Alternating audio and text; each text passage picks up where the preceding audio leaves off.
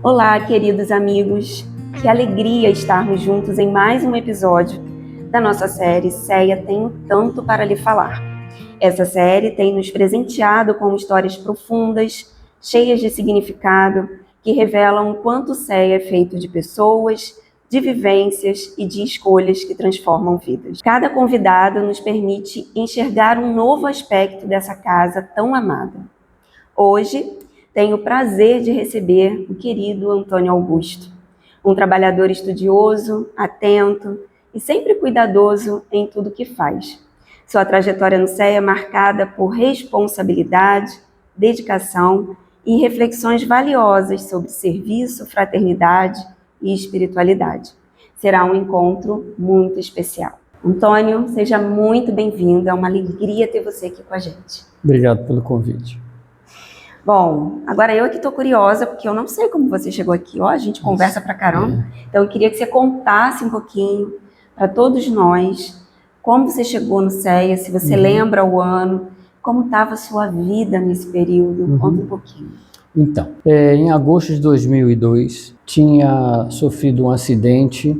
O tio da minha esposa, um acidente de bicicleta, ele veio a desencarnar. Nós frequentávamos o Clarencio ali na Praça do Carmo, na Rua Begônia. Então, a minha esposa participava, igual é aqui no Humildade e Amor Mutirão, ela cortava os alimentos e ela chamou essa tia para participar lá com ela, porque ela estava num estado totalmente depressivo. Porque era só ela e o marido, não tinha filhos. Então, viveram só um para o outro. Como foi um acidente brusco, assim, né? E repentino, saiu para trabalhar, aí ela recebe uma ligação, vai para o hospital e encontra o marido nessa situação. Aí, um belo dia no Clarencio, vendo o estágio dela, as outras pessoas junto lá da minha esposa comentam com a Paula: olha, tem uma casa muito boa, que tem alguns tipos de tratamento que aqui ainda no Clarencio não tem. E aí, ela veio até aqui. Na primeira semana que ela veio, conforme nós procuramos saber como era esse tratamento, ela trouxe na terça-feira, às 15 horas, reunião da Diva Helena.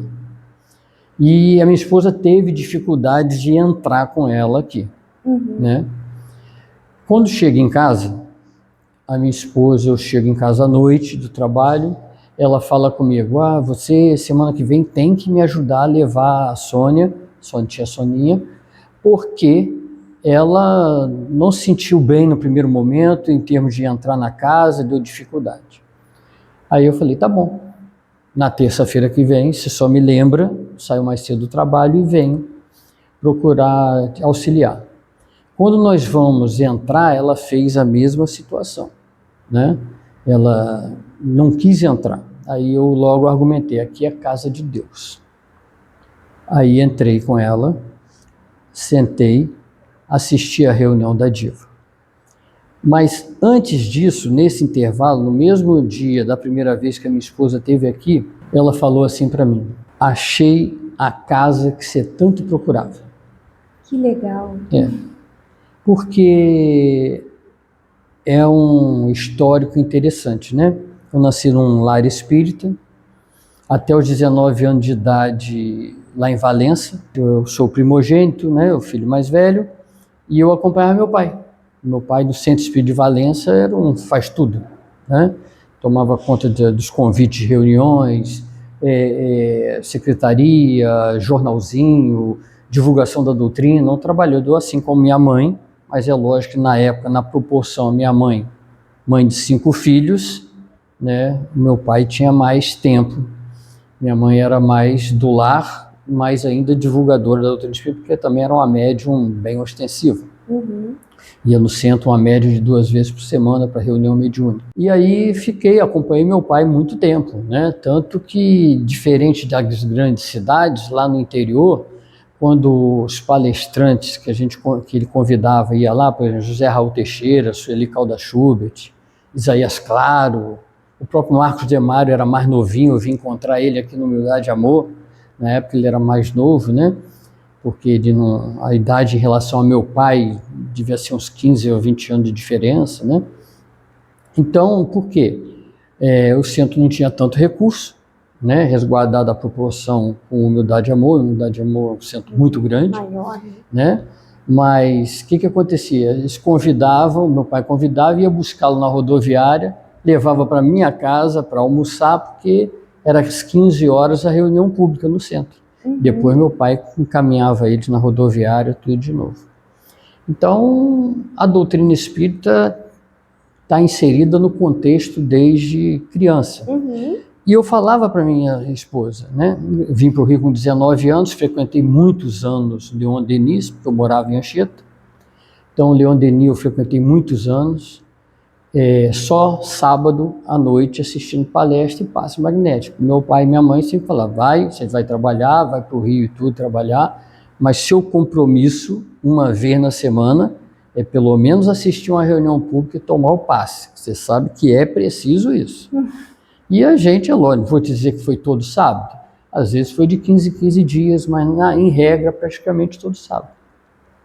Até que depois fui para outras casas, quando vim morar aqui na região da Vila da Penha, num períodozinho no Anália Franco, mas eu logo fiquei no Clarencio, porque ele tem uma ligação muito forte com o Leon Denis na época, né? Não sei hoje em dia.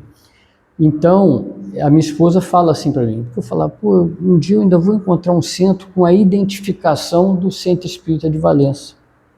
Né? Então, quando ela falou isso, eu falei, poxa, e não é que é?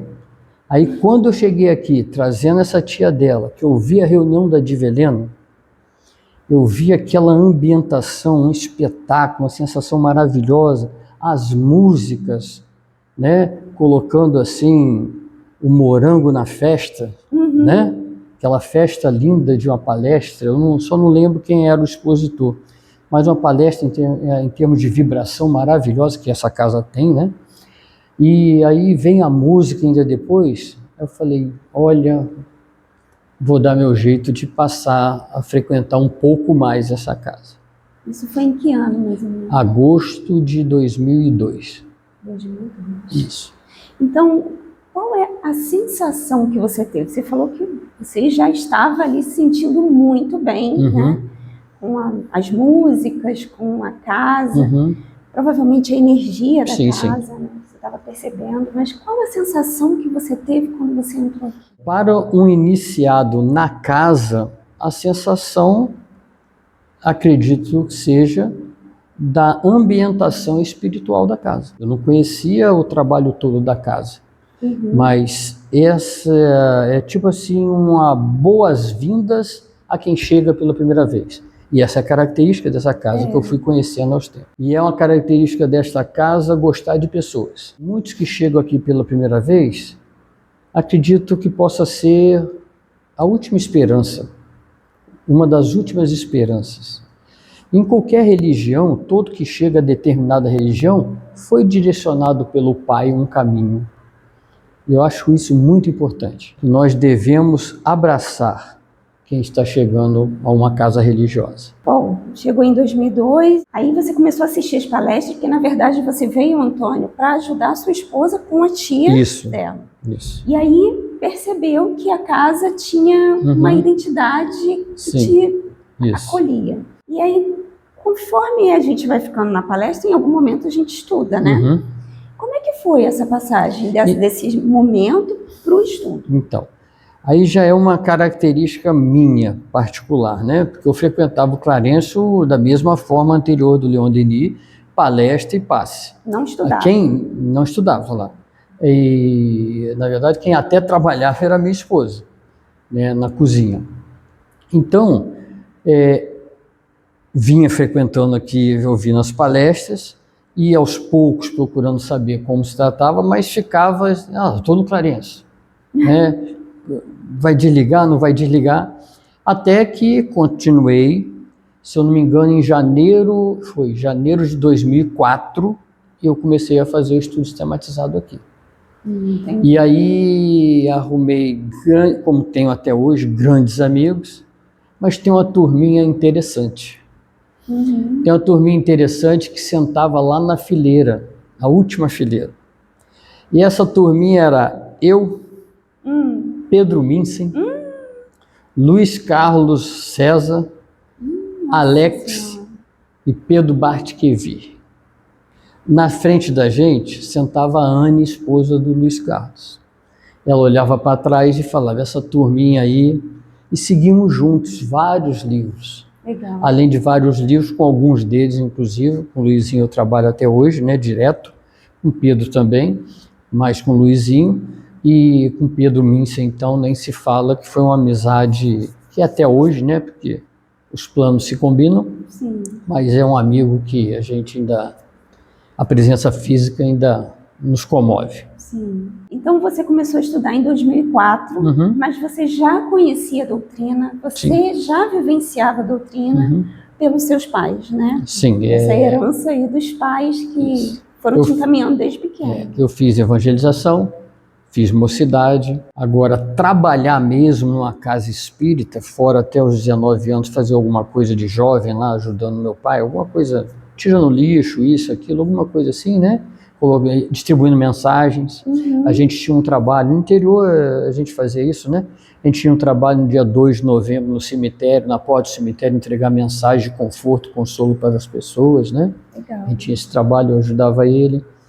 Então, mas trabalhar mesmo foi essa casa. Mas eu queria fazer um adendo, que como o plano espiritual prepara para nós, e a gente não dá margem para isso. Quando eu vim para o Rio, vim para trabalhar em contabilidade, né? Eu vim para trabalhar com um amigo do meu pai, que é contador. E ele me chamou em janeiro de 2002, né?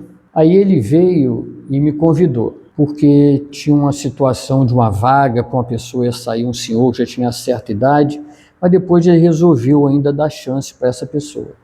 Aí eu não voltei para Valença, eu fiquei aqui procurando emprego, e lá era, na época, então era muito de jornal.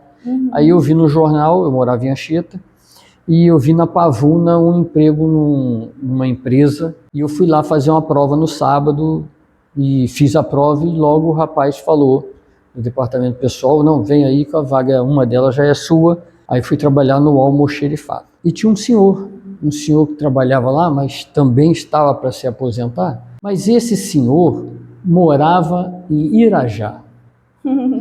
E aí, entre aspas, eu não sei por que esse nome me encantou. É uma coisa que eu não esqueço. Quando eu ouvi a primeira palavra Irajá, eu não conhecia nada do Rio de Janeiro, né? Estava há pouco tempo aqui. Quando eu vi esse nome Irajá, sabe alguma coisa no seu coração despertou? Mas não sabia por quê. Olha que hoje, né, 23 anos nessa casa, eu sei, entendo o porquê ter dado um brilho no coração quando eu ouvi essa palavra Irajá. Engraçado, uma coisa parece insignificante, mas eu nunca esqueci.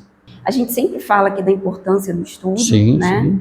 E do quanto é importante se manter estudando. Né? Você veio de um berço espírita e continua estudando, né? Sempre. E essa casa aqui também traz essa importância, né? Se você tem um tempinho, vai estudar. Se você tiver mais um tempinho, aí sim venha trabalhar. Como é que foi para você ingressar no trabalho? Né? Começar a trabalhar realmente aqui na Casa Espírita. O primeiro trabalho, também salvo engano, que eu fiz, foi o trabalho no Passe. Com uns 4 anos que eu estava aqui, ou 3 anos, né? Trabalhei com o Edgar, o dirigente, tinha umas outras pessoas também. E aí, com o Edgar, dirigente no Passe, sexta-feira, 17 horas, eu vi que ele, a Vilma, trabalhava aqui no atendimento fraterno, sexta-feira, 15h30. Aí eu falei com o Edgar, poxa, será que dá para trabalhar no atendimento fraterno e tudo? Aí tem os cursos, né? Eu vim para o atendimento fraterno. Então trabalhei no Passe, aí trabalhei no atendimento fraterno.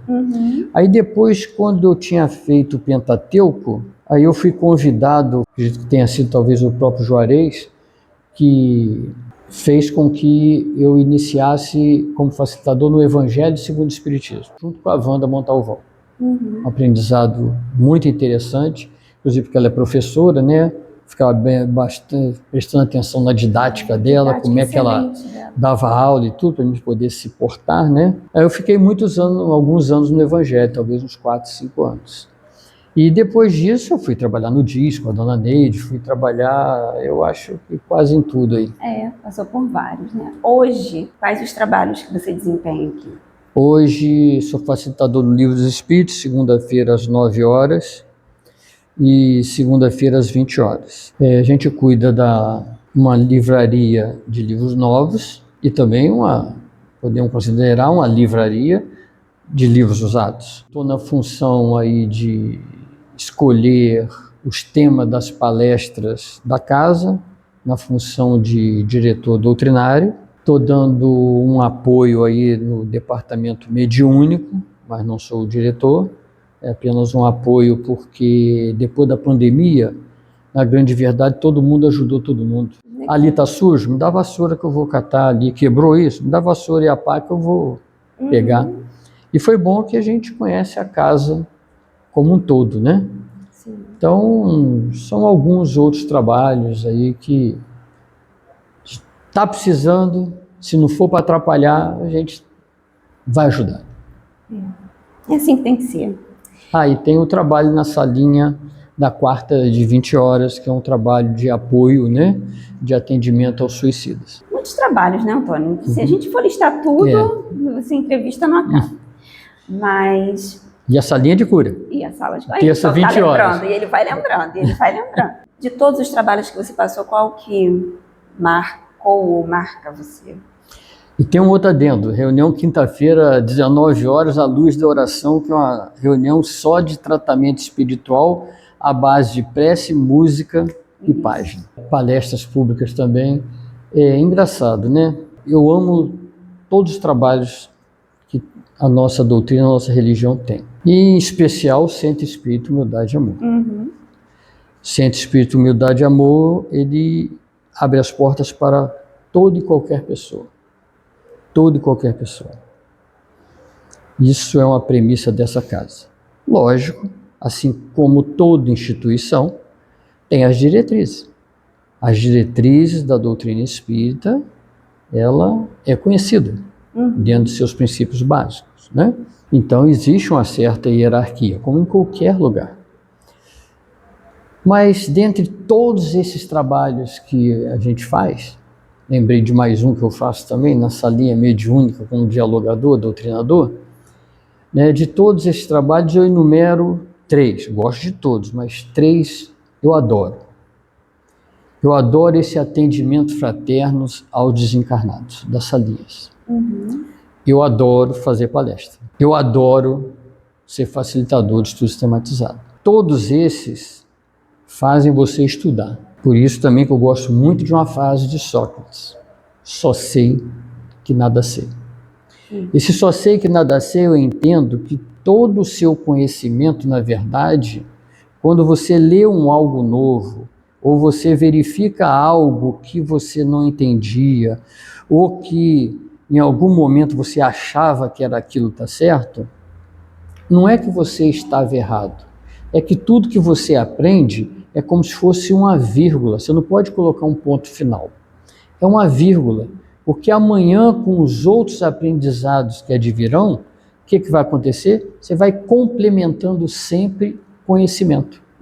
Né? Então, a cada tempo que passa, você vai enriquecendo seu conhecimento. Por isso que eu gosto dessa frase, só sei que nada sei. Ele quis dizer nesse sentido.